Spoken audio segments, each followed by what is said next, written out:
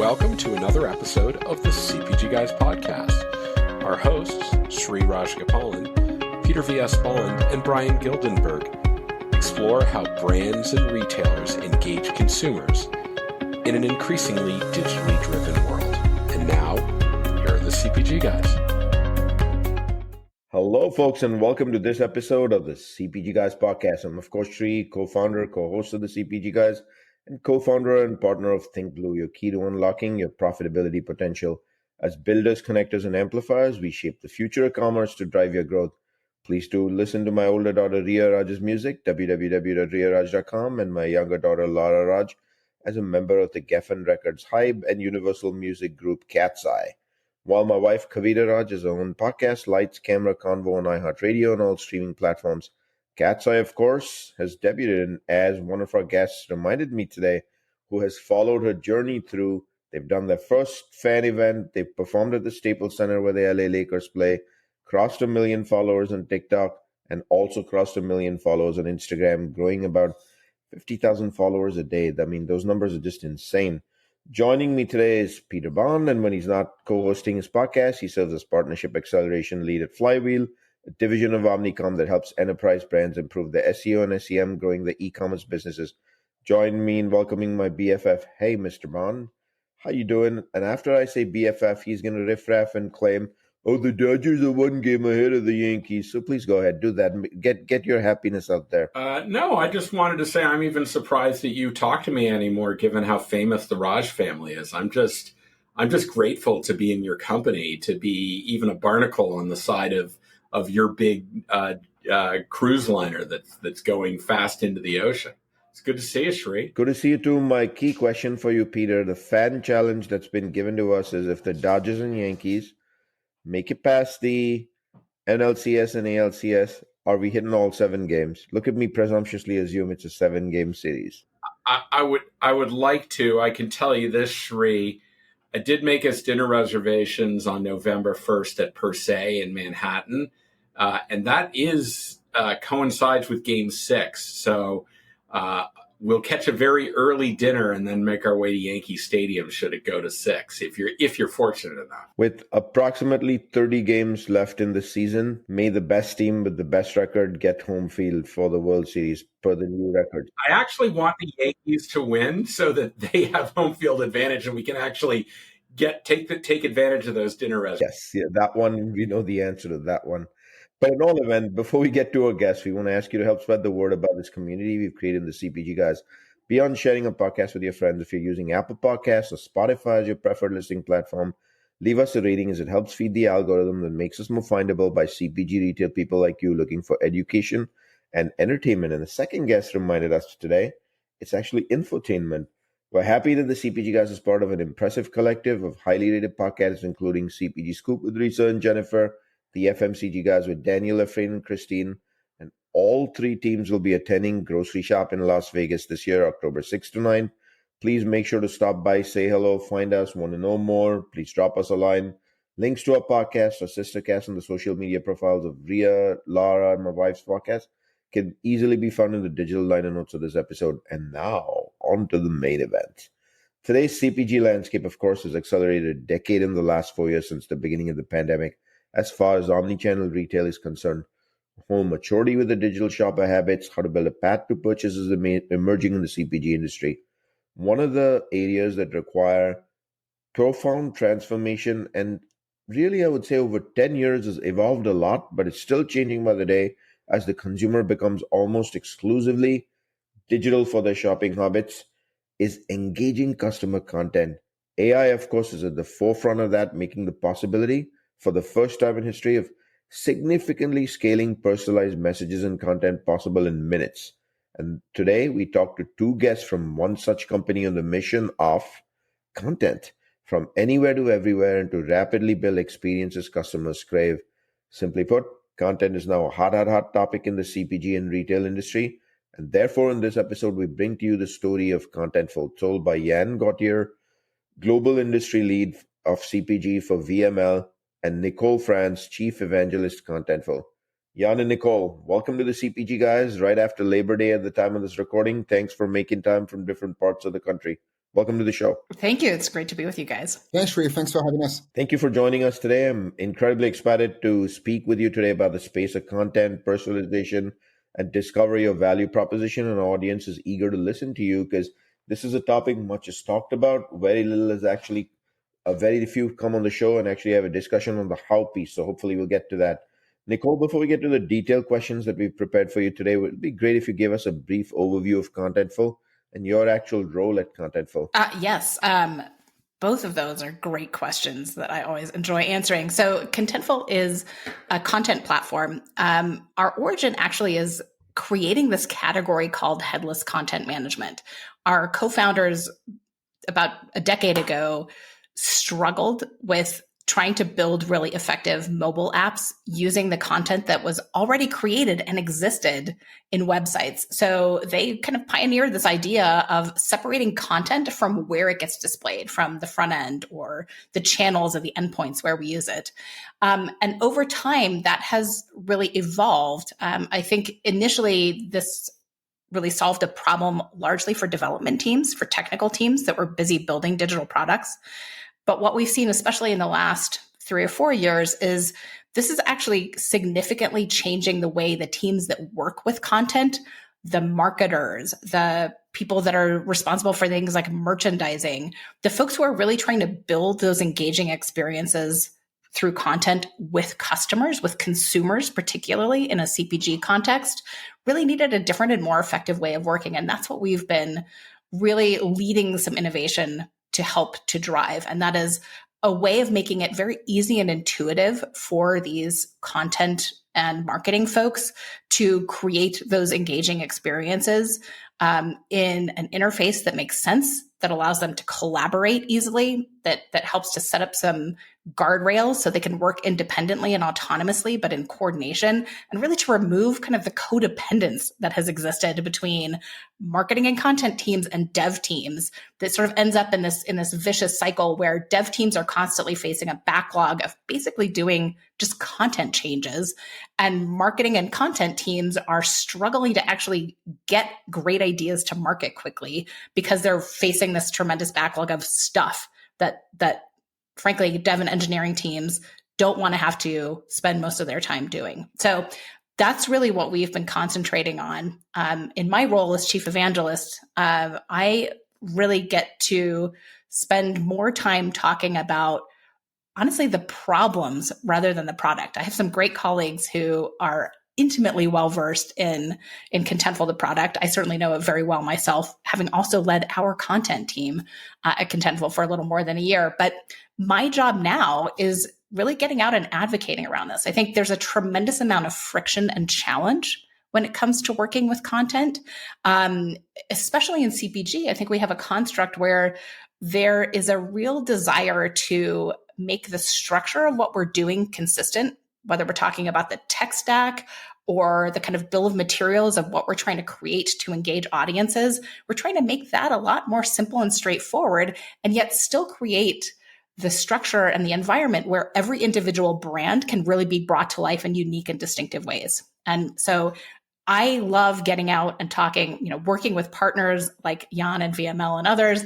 talking to customers, whether it's, Kraft Heinz or P&G or, fill in the blank Clorox customers that we're working with now on these things. But it's really helping to frame the challenge in a way that makes it a lot easier to solve it. Because as we all know, I guess the first step is acknowledging you have a problem. It's a lot easier when you can put your finger on it and really put a name to it. And I think that's what it takes to actually begin to solve some of these, frankly, really big operational challenges. I'm going to get into that friction piece a little bit more, but my own pet peeve of two pieces of that friction. One, on the IT side, for sure, with the tech folks, wasn't a priority to put content on top of the list. And then the second, my bigger pet peeve, which hasn't changed to the day, so hopefully we'll jump into this later during the Q&A section, is CPG is largely operated on static content. It's like set it and forget it and then revisit it 7 months, 8 months, a year later. That too, should a consumer have a complaint or somebody in the marketing team feels the need for newer content, like literally like one person felt it's a great need.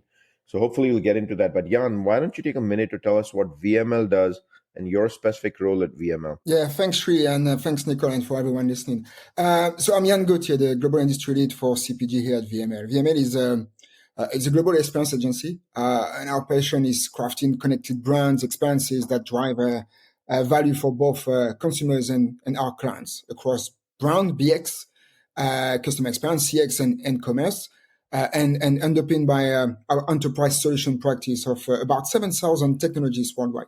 And we are part of the WPP group. So think of us as the bridge between innovative technology, like Contentful as a partner, and the creative execution that brings personalized experiences to life for CPG brands. My role is global, so I'm fortunate to work with a diverse range of CPG companies, from your everyday FMCG brands to those in the consumer health space, guiding them on their digital transformation journeys. CPG makes more than half of our portfolio globally, so it's definitely never a dull moment, and actually really, really rewarding to actually help those companies navigate the evolving digital landscape and connect with the consumers in meaningful ways. Thank you, Yann. Thank you, Nicole. In the digital liner notes of this episode, we will place links to both of your LinkedIn profiles, your company's LinkedIn pages, as well as your company's website. That way, the people listening to this podcast can easily connect back with you straight from their smartphones in one quick click. And now, let's get in to the main event. Nicole, I'm going to start with you. You've had quite the career in marketing and have represented many brands. What was unique about Contentful that drove you and keeps you here? And then take us through a day in the life of a chief evangelist of content. I love that title, Chief Evangelist of Content. My pet peeve, as you've heard, is content is largely broken in the CPG industry. So tell us, what keeps you here? What drove you to Contentful? And then take us through a day in your life. Really fun answer here, because I feel like throughout my career, and I have, as you said, worked for a number of different technology companies. I've been an analyst at various points in my background. I've kind of bounced back and forth between the two. I think I've always been what I would call a content person throughout my entire career, where my focus has been on the substance of what we're trying to say, what has meaning, what can we talk about that helps our customers to understand and make sense of what's happening in the world and do something meaningful about it. So that has been a red thread throughout my entire career. And what really attracted me to Contentful is two things. One is it is part of this shift in architecture and business applications that I think is fundamental and extremely powerful. So the idea that, and I'm going to just touch on a techie subject for a moment here. Our entire application is built around APIs.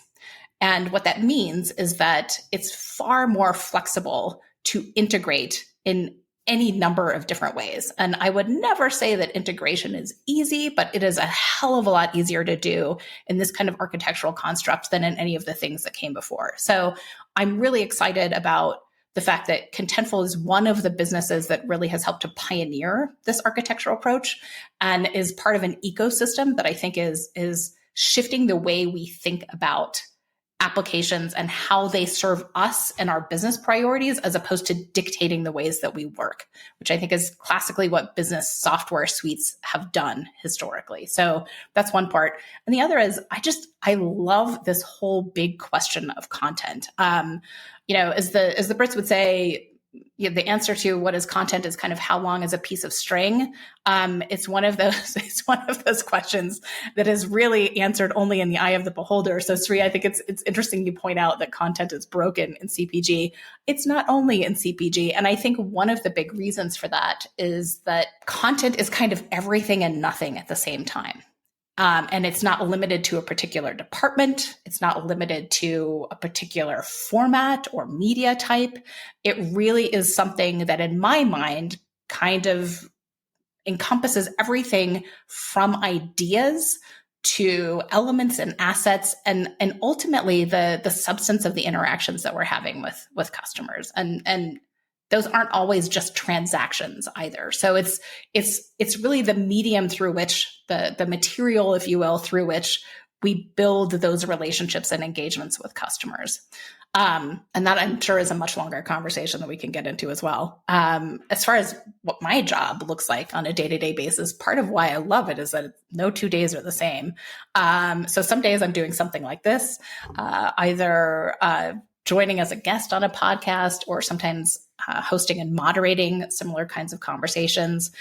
I spend a lot of time talking with customers, understanding what their needs and priorities are, and talking through some of our views and visions for what is possible in the future and where things might go. And this is sort of way beyond a product roadmap. It's really trying to think ahead and understand how content is changing, how our needs as businesses to work effectively with it need to change and adapt as well. I spend a lot of time working with partners, often on particular kinds of messages that we want to get out to the market, because I think back to this content is everything and nothing. And the fact that Contentful, honestly, is an incredibly flexible platform for just about any kind of content, that's a blessing and a curse, right? You can do just about anything you can dream up on Contentful, which is great if you have a really strong vision for what you're trying to build. But it's also very daunting if you're not exactly sure how to bring that to life. So a lot of what I spend my time doing is working internally with our product teams, with our professional services team, with our partners particularly, to help think about how we frame this in ways that really help our customers get to some practical application and deliver results. Because I think, coming back to the first part about why I think this architectural approach is so meaningful, we don't have to do things in a big bang kind of way anymore. I mean, I'm gonna sound really old here, but do you remember the days of ERP implementations, everyone? Where, you had these like massive projects and everything was big bang and there was a hard cutover. And there were some real disasters that came along with that. It was very, very high risk. And I think what's beautiful about this new architecture approach is that it lends itself to phased kinds of implementations. And I think that's important because we're not only changing the tool sets that people work with, we're actually changing the mindset in how they work and how they think about the work that they're doing. And in a lot of cases, how different teams work together. So our job as vendors and technology and solution partners is to help our customers do that in the most effective way possible. And that's something that occupies a tremendous amount of my time. Before I turn this over to Peter for the next question, I was going to make a joke and ask him, you said this was going to be very technical if he knows what API is, but instead you said the trigger word, ERPs, which just a reminder to you, to Yann, to Peter, and to me, all of our billing systems are anchored by one such great ERP, which to the day is almost impossible to use. And to generate POs, contracts, things of that nature. I won't take any names. I'll move on. I'll punt this over to Peter. But I think the most important point in what you said, Nicole, about content and your role over there, the reason why I say CPG is static is if consumers find content on products that they use in every day in their kitchens, in their pantries, in their shelves, home care products, beauty care products, as the case might be, food, bev, etc. Brands still make an assumption that once an innovation is pushed in the marketplace, they really don't need to update the content until there's a change in the ingredients or a massive change in the packaging. But most stuff is discovered today via TikTok, Instagram, Reels, YouTube Reels. Most CMOs to the day struggle with even understanding YouTube Reels and the role of what it does. Meanwhile, you have these videos with like 7 million views each. I can go on and on. So let me hand this one over to Peter before he starts making faces at me. You're going to go down a rabbit hole. Nicole, thank you for taking us down the rabbit hole of enterprise resource planning. I wasn't expecting that. And I will admit, it did send a shiver up my spine. Wonderful to have you from London today. So following on what Nicole shared with us, you're a career brand marketer. You've done operations. You even sold your own company, UbiTouch. I want to understand your role at VML, how content plays a part in how you support their business objectives. Yeah, thanks for that. You could definitely say that, and thanks for reminding me of that career path and Nicole talking about ARP. I think we're definitely not getting any younger here, but thanks for that. So yeah, I mean, is definitely different, and which is what I love about the role, right? But if I had to paint a picture, I'd say that the injury involves, juggling a few things as a CPG lead for VML. First, I'd say it's about understanding our client challenges and opportunities, right? That means, staying ahead of trends in the CPG world, from obviously evolving consumer behaviors to emerging technologies like AI. It's a little bit like trying to predict, which artisanal food will be the next big thing. Will it be matcha pancakes or a new variety of olives? This is trying to find, the new flavor within the CPG industry that we can obviously, help shape and deliver for our clients. And it's about, connecting the dots. I spend a lot of time collaborating with our clients, partners, internal teams, creative strategy, technology to craft innovative solution that leverage the power of content and technology to address those client needs. And I would say finally, a big part of my role is obviously partnership, whether it's working hand in hand with clients, to bring their vision to life, working on their digital transformation journey, or collaborating with amazing technology partners like Contentful. It's all about building relationship to drive success. And of course, with a global role and due to our scale, there's always a healthy dose of calls and emails across different time zones. But I guess it's all part of the adventure. Knowing fully well that Peter knows his French inside out, I actually practiced my welcome for Yann and I didn't get to say it, so I'm going to do it now. Yann, bienvenue et spectacle CPGGUYS. But let's stick to... On va pas mener en français? On va pas continuer? That French is much better than mine, which is absolutely embarrassing. No. This is like my Indian language knowledge. I can speak most of them to some extent, but yeah, that's what I get back from people. But Yann, sticking on the content theme and what you do as a vertical lead for VML, I'm going to just, last 4 years, COVID, that whole shopper journey that I kind of described, I would call it 100% digital at this point. I'm convinced, especially innovation, is discovered 100% digitally. You take certain generations, there's no other way. No one cares about an end cap if you're 25 years old. Just for laugh and giggles, I asked my kids over this holiday weekend when I saw them for a couple of minutes each if they knew what an end cap was. They said, Dad, we haven't been to a store inside any store that includes general merchandising outside of one or two of their favorite boutiques in LA, which is really clothing. Food and bev, they've not been in a store in 2-3 years. Everything happens online and via apps. So in that sort of environment, what do you feel are the significant changes in content and communication? What have you observed? Are brands getting there? What would you advise brands? Well, yeah, absolutely. I mean, I guess the transformation, the digital transformation over the last few years has been like a roller coaster ride, right? It has been, I mean, it's like we've been on a high-speed internet highway with literally no exit whatsoever. And one of the biggest changes, I think, is the expectation for personalization. I think it's not just about, hey, we know your name anymore. Consumers want brands to understand their unique tastes and preferences. It's like walking into your favorite local cafe where they know not only that you love your matcha pancakes, but also the exact time you drop by for breakfast. So another shift is the hunger for authenticity. With so much information and data at our fingertips, consumers can see through marketing fluff, easily. And I think they are looking for brands that aren't just, selling products, but are sharing stories, taking stands and being real. And I think leveraging the right content at the right time to actually share those values and those principles. And of course, there's the whole omnichannel explosion, right? Today's consumers might start their journey on mobile app, continue on a website, finalize their purchase through a voice assistant. And I think to navigate this complex landscape, brands need more than just consistent content tailored for each platform. They require, I'd say, a fundamental shift in organizational design as well and content operation. I think this is where our consultancy expertise comes in. We work with clients, and a lot of our clients actually at the moment in the CPG space to actually map out fit for purpose operating model, efficient content supply chains, implement governance models, and I think optimize the organizational structure to support this omnichannel execution and hyper personalization.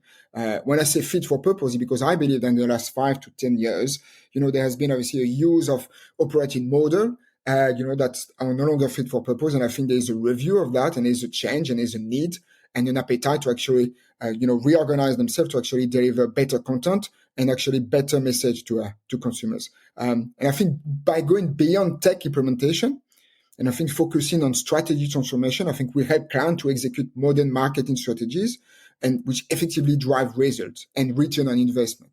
So I guess it's a wild, fast-paced world in content and communication right now.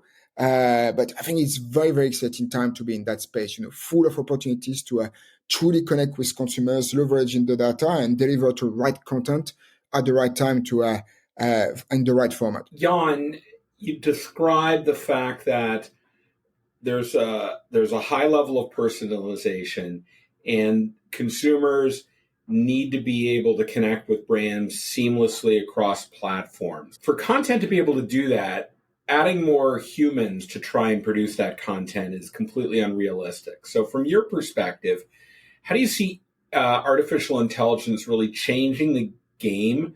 And how do you see working with Contentful to leverage this to deliver scale in terms of all the content that your brands need across all the platforms they operate, marketplaces, publisher platforms, whatever it is? How is this going to come about, and how is AI, do you think, playing a major role? It's a very good question. And before I start, I think, we haven't mentioned AI for the last 30 minutes, and I think it's a record breaking, in 2024. So I'm glad that we get to that question. AI has been a game changer in the content space. I transformed content creation from, I describe it from a solo act to a symphony. It's like having let's say a conductor who can orchestrate all the different instruments, data, insight, creative, to produce this harmonious and impactful customer experience. And I think by leveraging AI, what we can do is analyze vast amount of data to uncover insight about our consumers and our current consumers that we might not have seen otherwise. For example, it can help understand, which type of content resonates with different segments of our audience, or when and where, they are most likely to engage with us. But it's not just about understanding the audience. AI also helps us create and distribute content more efficiently. It can automate routine tasks, freeing up our team to focus on strategic thinking and creative work. We can also help us optimize our content in real time, so we are always delivering the best possible experience to the consumers. Actually, as a testament to our commitment to the AI world, we within VML and VPP have invested hundreds of millions in creating Open. It's an end-to-end intelligent marketing system powered by cutting-edge AI. And I think Open represents a significant leap forward in our ability to harness the power of data and technology to drive super marketing outcomes. As far as working with Contentful, the platform is a fantastic fit for leveraging AI. It's flexible, it's scalable, allowing us to actually manage and deliver content across multiple channels. And it's built with modern technologies in mind, as Nicole just mentioned. So making it easy to integrate with, existing or future-proof AI tools. We're definitely excited about obviously the possibility of us using AI and Contentful together to take our content strategy to the next level. We're going to jump into all of that, but let me remind the public that today I'm speaking with Mademoiselle Nicole France, evangelist at Contentful, and Monsieur Yann Gautier, CPG vertical lead at VML. Sorry, I couldn't resist that. I was going to take this even further, but Nicole, so I want to now start getting into the mission and purpose of Contentful itself. And as I trolled y'all on the website, on LinkedIn, looked at your posts, I'd love to learn more about what is Ninetailed and what is Studio. Happy to oblige. So let me begin by just saying that the core of Contentful is all about managing content. And so we talk about this as Contentful platform. This is something that leverages the idea of structured content that is really central to everything that Contentful does. So as opposed to thinking of the end assets, whether it's a product description or an advertisement or a banner or a PDF or whatever you want to think about as an end asset, Structured content is really breaking that down into constituent parts that allows you to use and reuse those constituent parts wherever you want to. So your listeners might have heard of the concept of atomic content, for example. These are ideas that have been out in the industry around content for a very long time. Choose your orthodoxy if you want on how you structure content. The point is that this is something that is core to how Contentful operates. And it's important because that's a key enabler to all of these other things. So when we talk about Studio, and I'll come to that first, Studio is essentially a very specific type of interface for Contentful that leverages all of this structured content. And it also leverages another really important form of structure, which is a design system. So what Studio does is it brings together structured content and a design system, especially using design tokens. And I won't go down that particular rabbit hole because we've already gone down a few already. And I know we only have so much time today. But the point of this is that in the Studio interface, there's some initial setup and development work that devs and designers are responsible for. But then what you have is essentially an environment in which any sort of marketer or content person can go and build with these pieces. And they can actually create experiences, digital experiences, currently for websites and web pages with those constituent parts, and understand that they are using vetted content. They're in line with what the design principles are.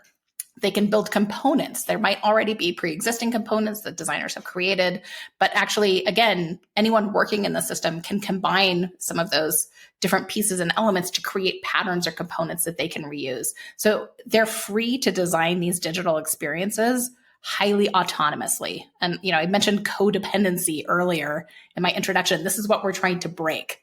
We're trying to make it possible for each of these teams to do their best work, but to do that independently so that they're coordinated and this stuff all looks and feels like a coherent part of a larger whole, but we're not making everybody have to work in lockstep in a way that can be not only counterproductive, but frankly, very, very slow. So that's a key part of Studio. Ninetailed, which is an acquisition that we just closed a couple of weeks ago that I'm very excited about, is a company that we've been working with very closely since they started. And their whole focus is on personalization and testing. So what Ninetailed does is allows you to create and manage audience segments, to determine the variables that would determine which kinds of variants you want to present, either for a particular customer group, so along the lines of personalization, as Yann described it earlier. And sometimes we can have very, very small and refined customer segments, and that's, I would argue, where you get to some of the most effective approaches to personalization. You can also do A/B testing. So that's where you can do variant testing across an entire audience, for example, or you can subsegment audiences that you want to do variant testing on. So that's the core capability set of Ninetailed. And as you can imagine, it's highly complementary to what already happens in Contentful. And in fact, the way that we've built the integration even before acquiring Ninetailed is one that feels very native. So it's in the same interface. It's within Contentful.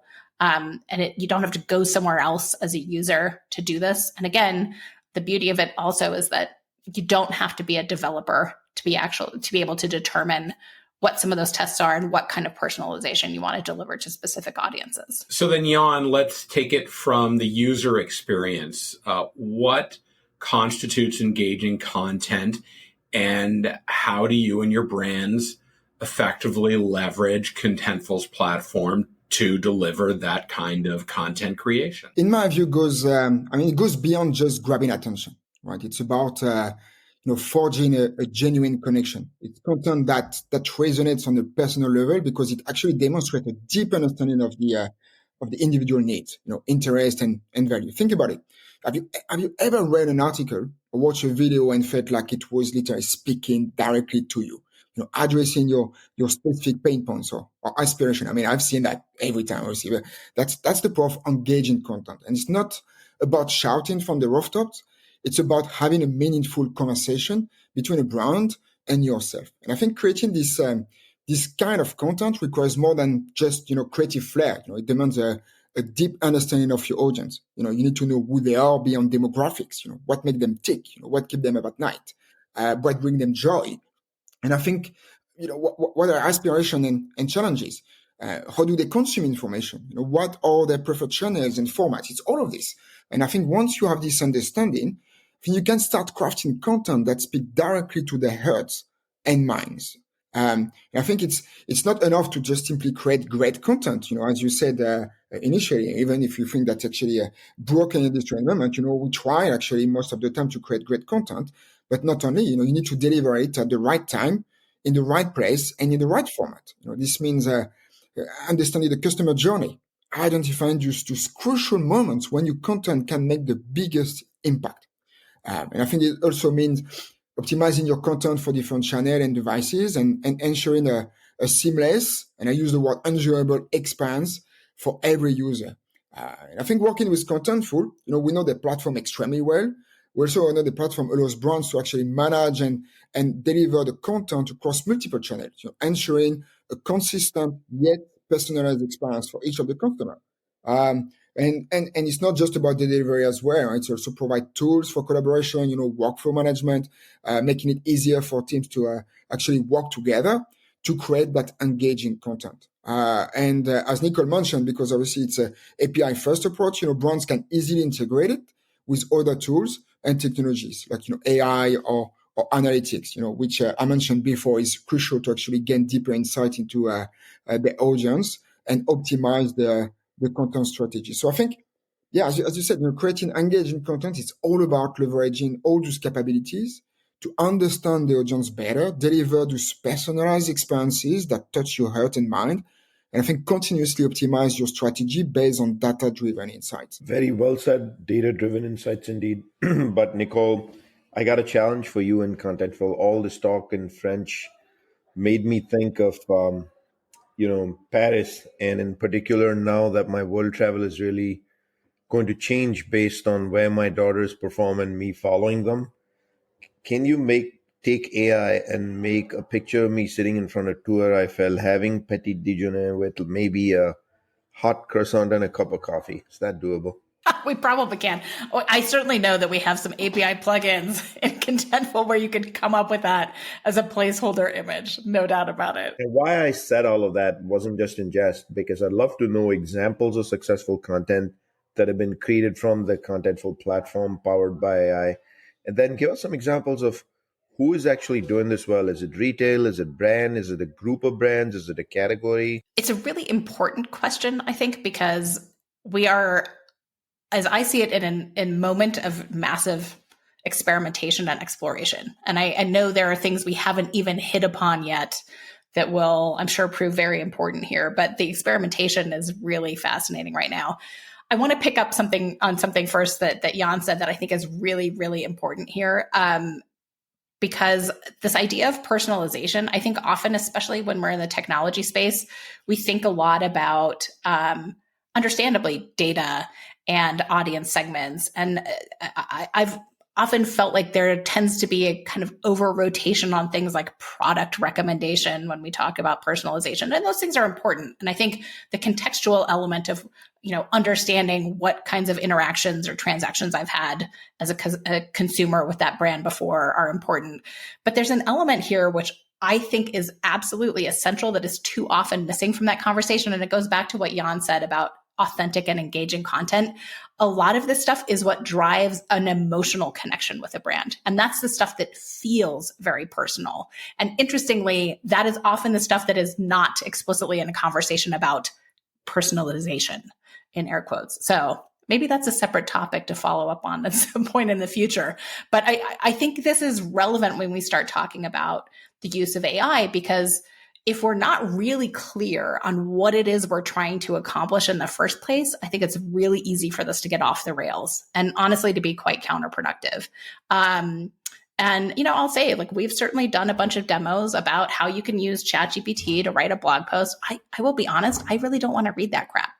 So I'm particularly interested in where we and where particularly our customers are doing some cool and interesting things that really go far beyond that. So let me give you a few examples. One is Ruggable, which is a company I know well. I'm a customer of myself many times over. They've done a variety of different things. One of the areas that they're experimenting with now is an AI-powered design assistant. So the idea is that you can upload a photo of the room that you're trying to shop for. It will pick up on, and this is using a different type of AI, this will pick up on things like the color palette or the design style that you have, and it will make rug recommendations. But where I think this starts getting very interesting and very sophisticated is they will subtly adjust the product description based on those things.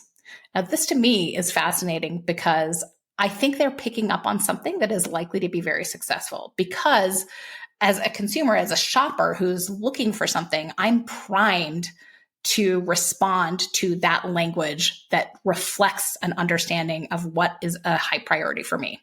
What's in my head? What am I trying to accomplish? And it's also very, very subtle. So it's not screaming out that this is AI generated.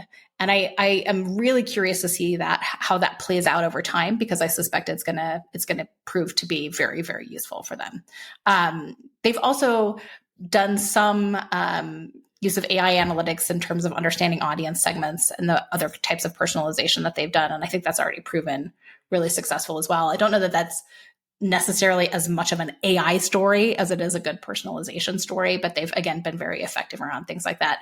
And it's the kind of personalization that is appropriate without feeling too invasive. So it's things like, hey, are you a dog lover? Well, now I'm going to subtly present you a whole bunch of images of rugs that have dogs in the picture. And I'm also going to talk about how, the care and attention that Ruggable offers, in keeping a clean environment when you have dogs around, is woven into the information I'm presenting. So I think that's a really great example of personalization. Coming back to AI, there are a couple of other examples that I like, because I think part of this is we are in a rush to think about how we're going to use AI as the interface. And I think in some cases that can work very effectively. Interestingly, I think it's more on the customer service side. So if you look at a company like Klarna, what they've done is they've actually used a tremendous amount of customer support content that happened to exist in Contentful. So this was a fairly easy thing to do. And they've used that to train a customer service bot that is making a very significant improvement in the efficacy of supporting customer requests. It's dramatically reduced the time to resolution. It's actually reduced call volume, understandably, because there's a better web interface for doing this. And they see this as actually an opportunity to build customer engagement and not just answer customer support issues. So that's a cool one. And there's another completely different field that I think this is particularly interesting in. And that is when it comes to learning services. So not CPG at all, but I think an interesting example of what's possible. One of our customers is a company called Fulcrum Labs.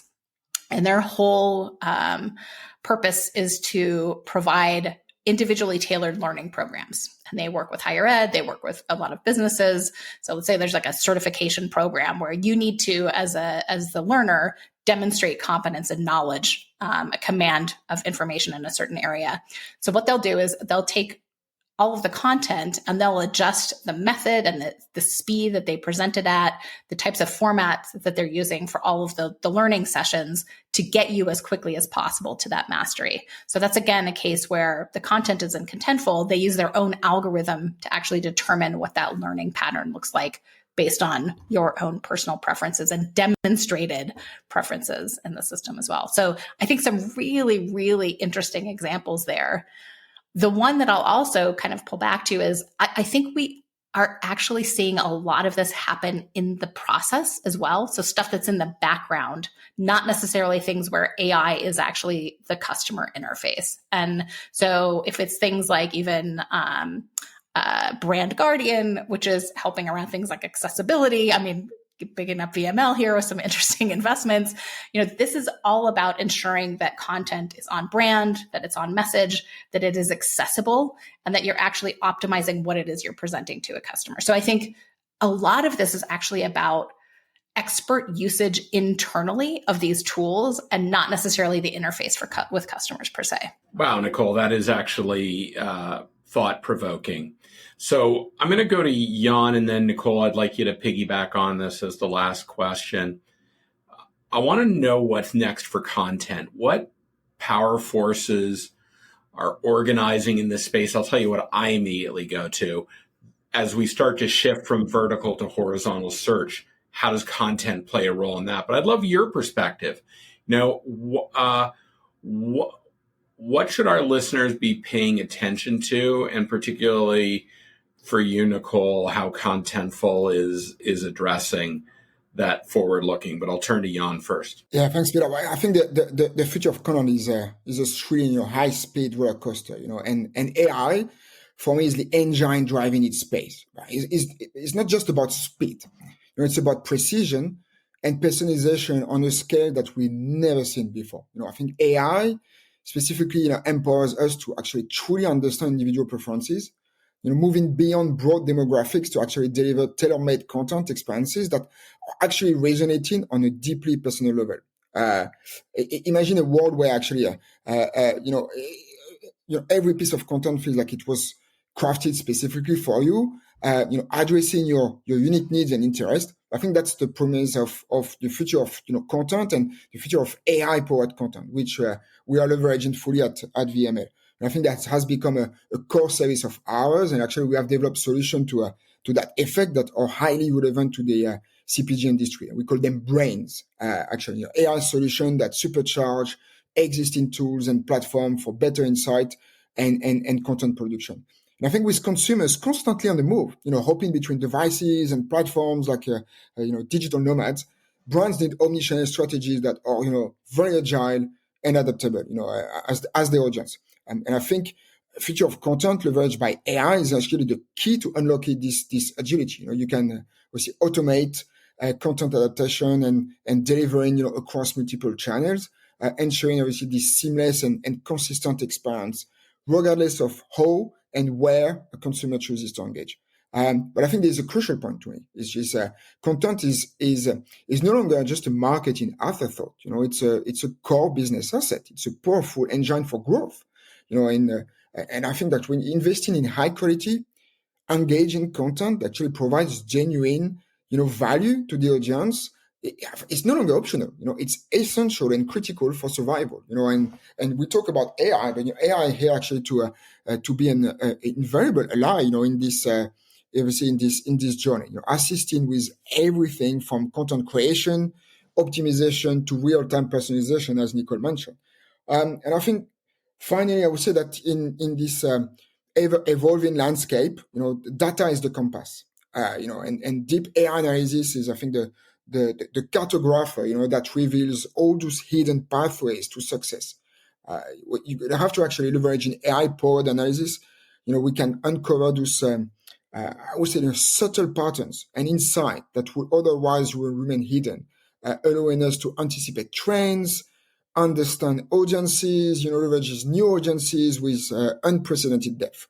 And I think continuously optimize the content strategies to stay ahead of the curve. Yeah, I'm going to pick up on that because I totally agree with all of that. I think particularly when it comes to leveraging AI for personalization, I think there are two aspects of that are going to be really important. The first and foremost is we have to be really, really clear on what we're personalizing for whom and why.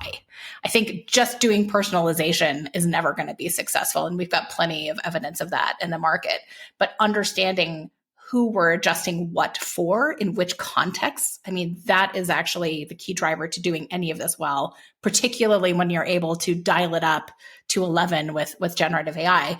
And I think in that sense, what we want to be able to do is understand the parameters where AI can help us to personalize at a scale that we could not do manually and would never consider doing.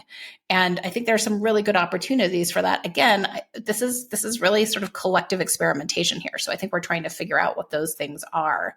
I also feel like the bigger challenge here is how we make those continuous connections, whether it's across different parts of the customer journey and customer relationship over time across different channels.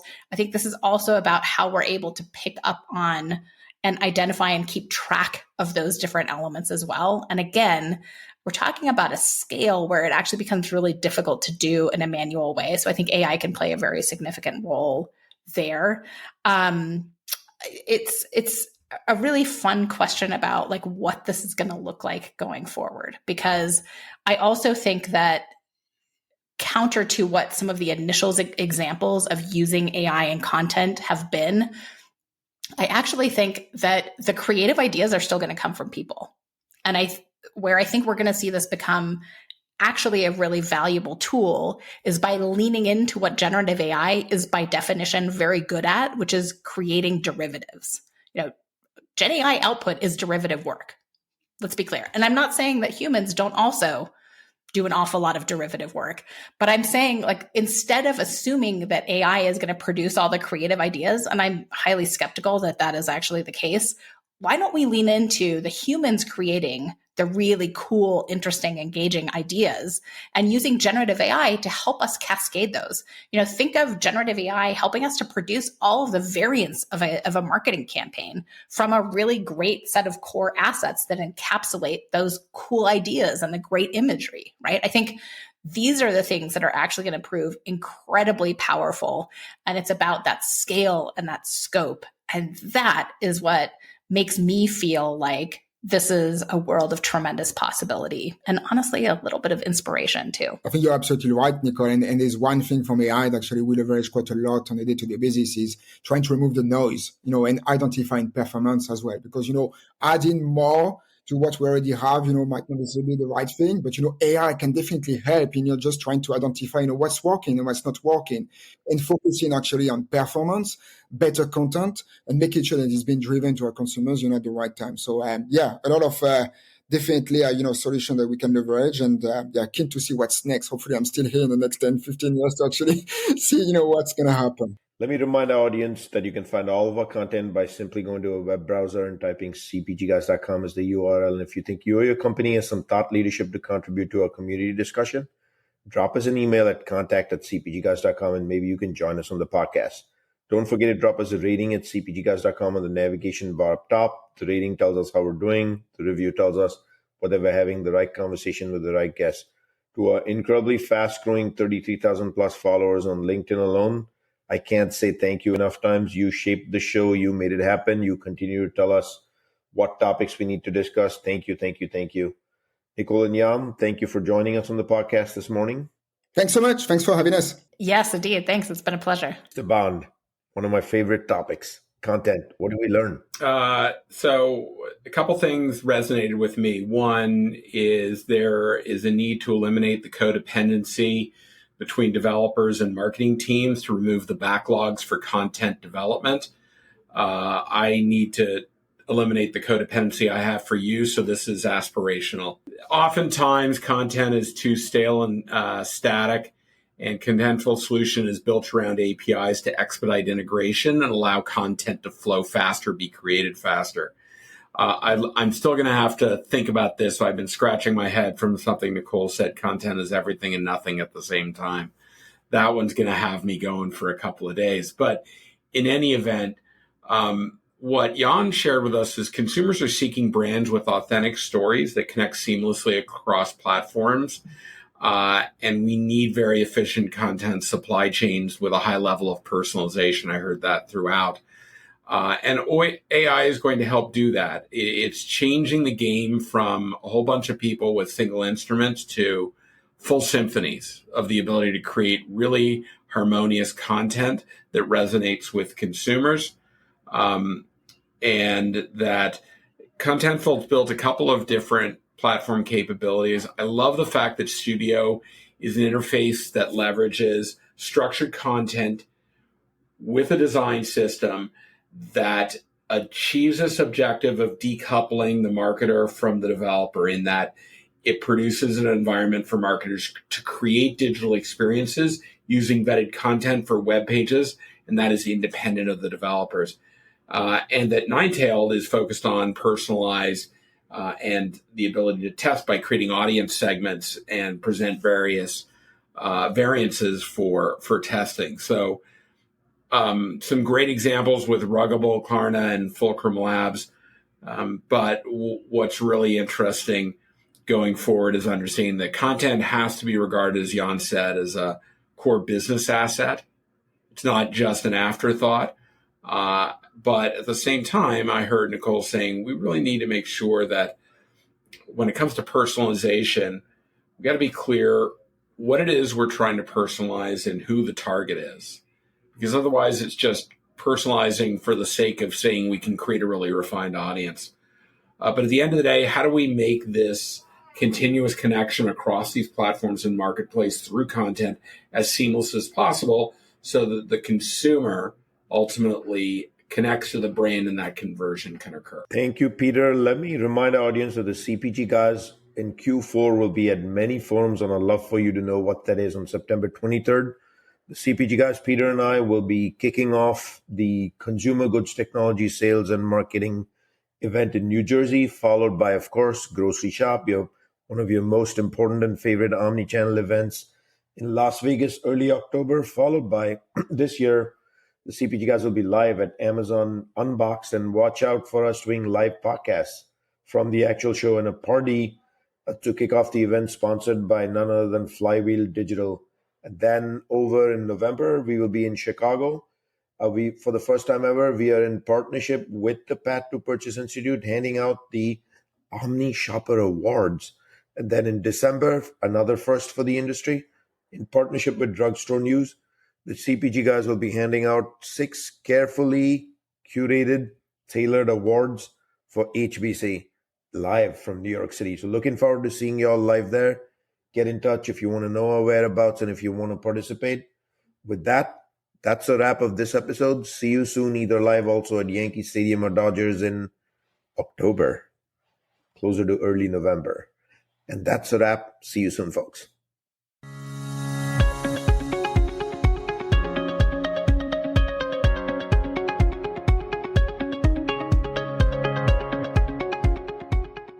The content in this podcast episode is provided for general informational purposes only. By listening to our episode, you understand that no information contained in this episode should be construed as advice from CPGGUYS LLC or the individual author, hosts, or guests, nor is it intended to be a substitute for research on any subject matter. Reference to any specific product or entity does not constitute an endorsement or recommendation by CPGGUYS LLC.